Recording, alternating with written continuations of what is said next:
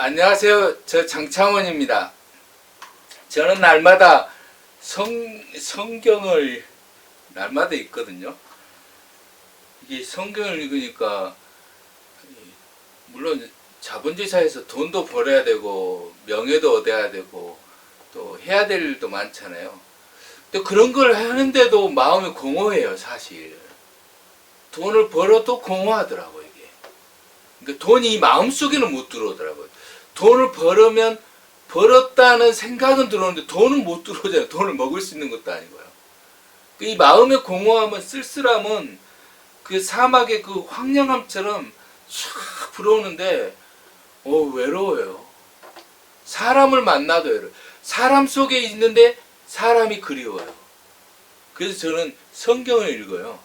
성경을 읽으면은 이 성령의 동풍이 따뜻한 봄처럼 들어요. 그리스도의 계절은 성경을 통해서 성령이 우리 가운데 불어오는 거예요. 성령은 바람과 같기도 하고요. 실제 인격으로서 우리 가운데 오세요. 왜냐하면 예수님이 바로 예수님의 영혼이 성령의 존재의 한 형상이거든요.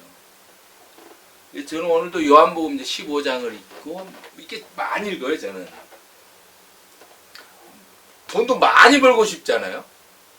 그때 저는 성경 말씀이 돈이라 생각하고 막 먹어요. 뷔페 식당 간 것처럼. 나는 어느 날은 과식하지 말아야지 했는데 이것은 과식이 없는 것 같아. 영적인 양식은요.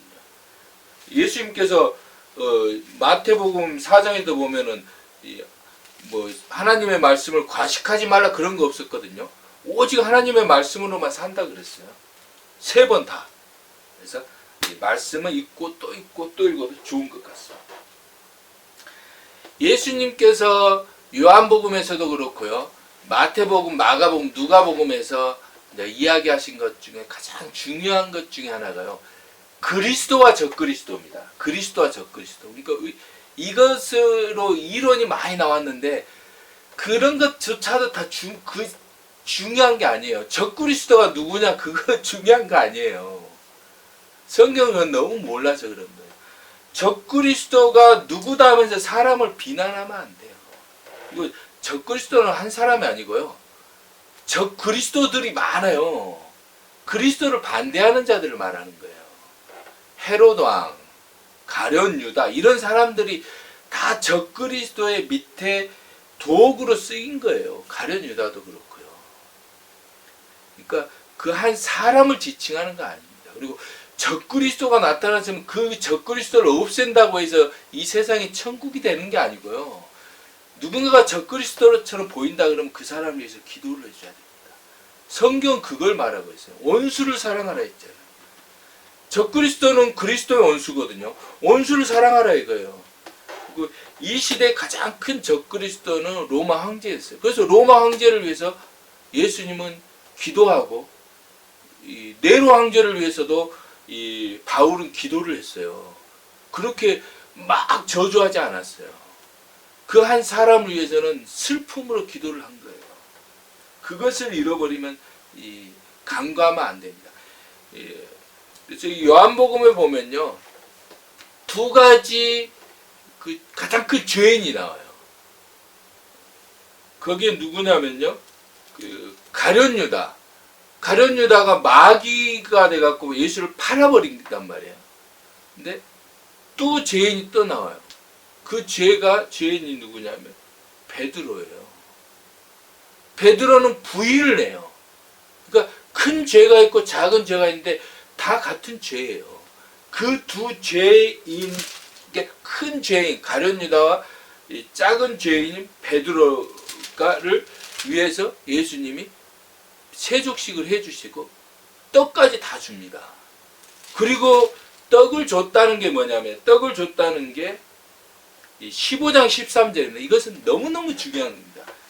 김세현 박사님이라고 맞을 거예요. 요한복음에 가장 저명하신 분이 요한복음을, 그러니까 이 복음서를 하나를 꽂으라 하면 요한복음을 꽂고요. 요한복음 중에 한 구절을 꽂으라면 15장의 13절 이걸 꽂았다 그래요. 하나를 읽어드릴게요. 사람이 친구를 위하여 자기 목숨을 버리면 이보다 더 큰 사랑이 없나니 했습니다. 이보다 더 큰 사랑이 없죠. 그쵸? 근데 여기서 자세히 봐야 될 게 뭐냐면요. 친구를 위하여예요. 친구를 위하여. 예수님의 사랑은 친구를 위하여 목숨을 버린다 할 때요. 이 목숨을 버리는 이 목숨이 그냥 죽는 게 아니고요. 예수님은 하나님의 생명이 예수님께 있어요. 그래서 그 생명은 영생하는 생명이거든요. 이 영생하는 생명이 그 친구를 위해서 간 거예요. 떡을 주었듯이요. 그 생명이 그 예수님의 생명이 베드로에게 간 겁니다. 그래서 그게 영원한 거예요. 이거보다 더 큰 사랑이 없는 거예요. 그래서 예수님은 어린 양으로 이 땅에 오셔서 그 어린 양의 영원한 생명을 인류 가운데 피 흘림으로 나눠주신 겁니다. 죄를 사함과 함께 영생이 성령으로 우리 가운데 들어온 거예요. 그래서 이 예수님 외에는 그리스도가 없다고 합니다. 근데 그리스도는 많이 나오잖아요. 기름 부음을 받은 자. 자, 사울은 그리스도인가요? 그리스도가 아닌가요? 그리스도예요. 다음에 다윗은 그리스도인가요? 그리스도가 아닌가요? 그리스도예요. 그래서 사울이 죽었을 때 그걸 보고한 사람을 기름 부음을 받은 자를 죽였다면서 죽여버리잖아요. 다윗도 기름 부음을 받았고 사울도 기름 부음을 받았어요. 근데 사울이 죽고 다윗이 이제 헤브론에서 왕이 됐을 때 백성들 기름을 또 부읍니다. 그때 기름 부음을 받은 것은 정치적 그리스도입니다. 왕의 그리스도.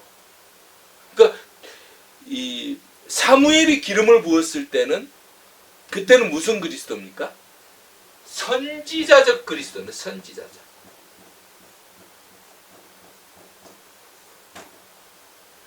사울도 마찬가지입니다.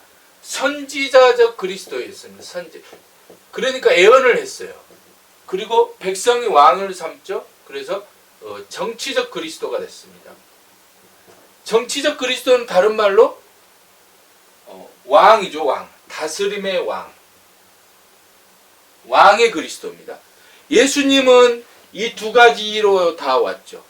헤롯 같은 경우도 정치적 그리스도로 온 겁니다. 그러니까 그렇게 이 하나의 로마로부터 이스라엘을 독립을 시키고 헤롯 성전을 짓고 예수님의 길을 이 정치적으로 예비한 인물이에요.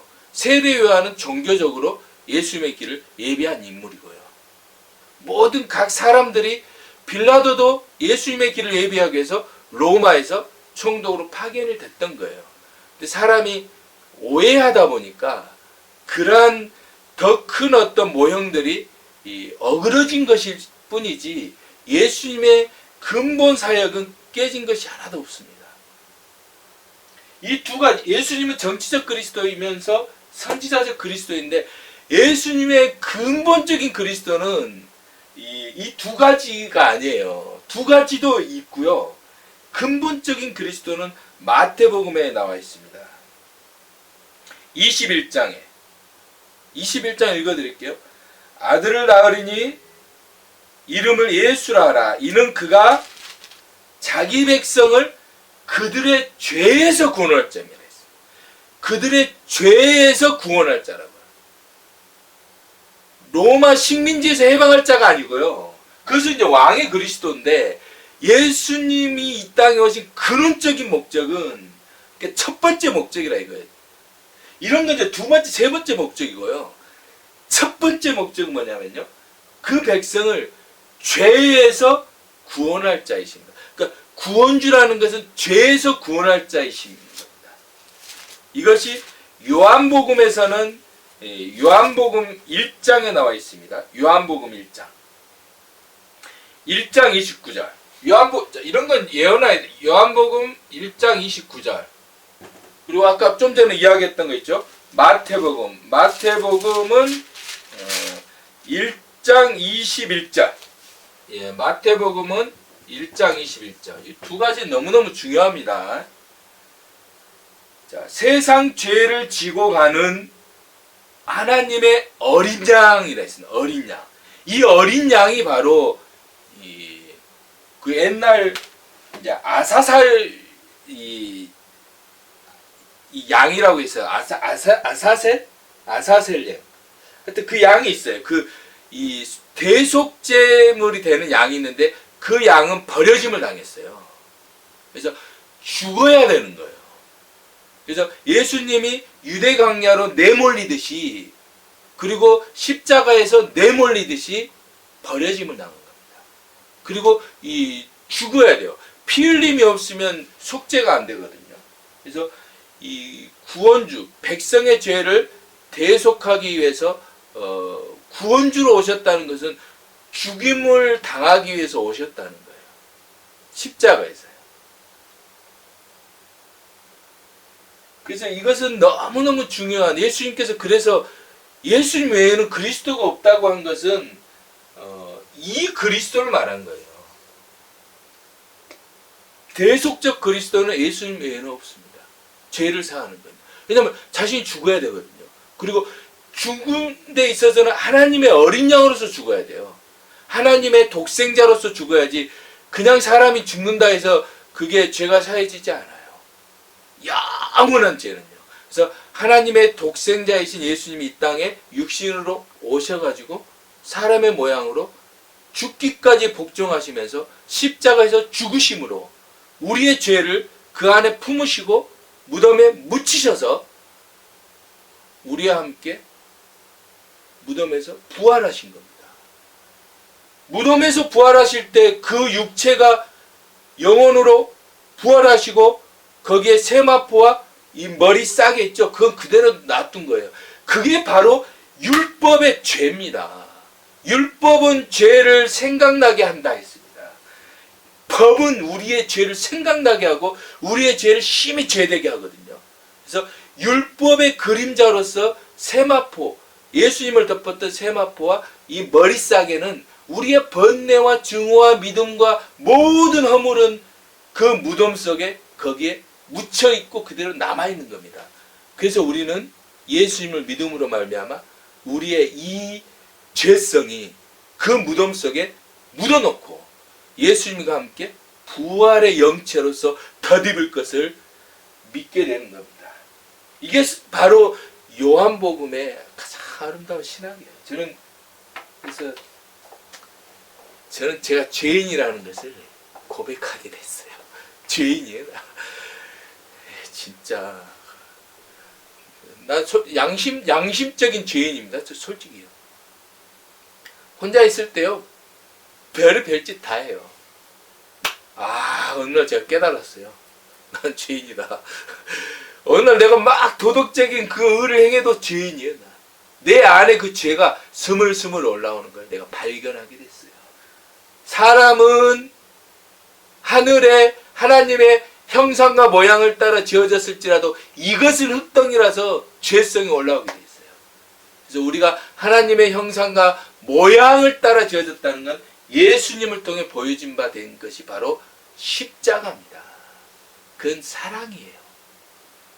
그래서 여러분 그것을 잊지 마시고 여러분 오늘 하루도 사랑 안에서 여러분이 하나님의 형상과 모양이 되길 바라겠습니다.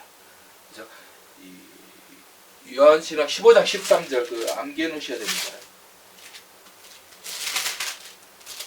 누구라도 여러분 혹시나 죄인을 판단하고 싶은 생각이 딱 머리 들잖아요. 그러면 여러분이 죄인이에요. 누군가 저 죄인 하는 순간 내가 죄인이에요. 죄인을 죄인이라 했는데 내가 죄인인 거예요. 왜냐? 내 안에 죄가 있으니까 그 죄인이 죄인으로 보인 거예요. 내 안에 죄 자체가 싹 사라지잖아요. 그럼 죄인도 의인으로 보여요. 어떤 의인요? 용서받을 죄인이에요. 죄인이 용서받을 죄인으로 보여요. 앞에 의인이 될 수 있는 죄인이다 이거예요. 죄인이 의인으로 보인다니까요. 그래서 죄인을 죄인으로 판단하는 자가 죄인인 거예요. 아직도 죄인이라 이거예요.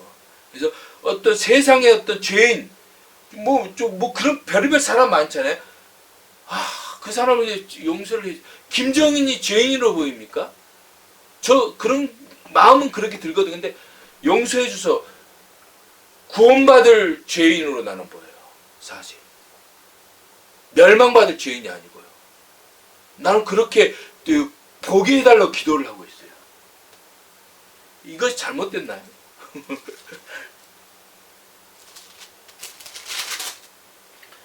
자, 사람이 친구를 위하여 자기 목숨을 버리면 이보다 더 큰 사랑이 없나니.